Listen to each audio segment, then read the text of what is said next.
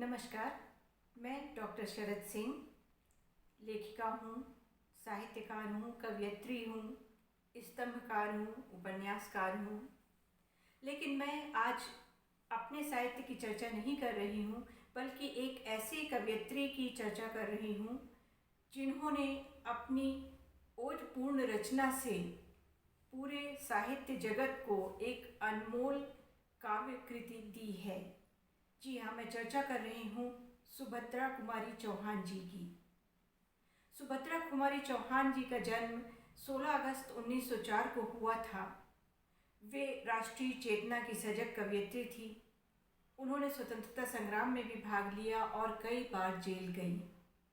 शायद यही कारण था जो उनके भीतर राष्ट्रीय चेतना मौजूद थी, जिसके कारण उन्होंने लक्ष्मीबाई पर जो काव्य रचा वह अद्भुत काव्य साबित हुआ और यह जग प्रसिद्ध काव्य हर विद्यार्थी के, हर हिंदी प्रशंसक के जुबान पर होता है। मैं आज उसी कविता का यहाँ पाठ करने जा रही हूँ, बुंदेले हर बोलों की। तो सुनिए। सिंहासन हिल उठे राजवंशों ने भ्रुकुटी तानी थी, बूढ़े भारत में भी आई फिर से नई जवानी थी। गुमी हुई आज़ादी की कीमत सबने पहचानी थी, दूर फिरंगी को करने की सबने मन में ठानी थी। चमक उठी सन 57 की वह तलवार पुरानी थी, बुंदेले हर बोलों के मुख हमने सुनी कहानी थी।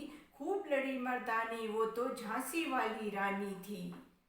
कानपुर के नाना की मुंह बोली बहन छबीली थी, लक्ष्मीबाई नाम पिता की वह संतान अकेली थी। नाना के संग पढ़ती थी वह, नाना के संग खेली थी। खूब लड़ी मर्दानी वो तो झांसी वाली रानी थी, वीर शिवाजी की गाथाएं उसको याद जबानी थी। बुंदेले हर बोलों के मुख हमने सुनी कहानी थी, खूब लड़ी मर्दानी वो तो झांसी वाली रानी थी, झांसी वाली रानी थी। धन्यवाद।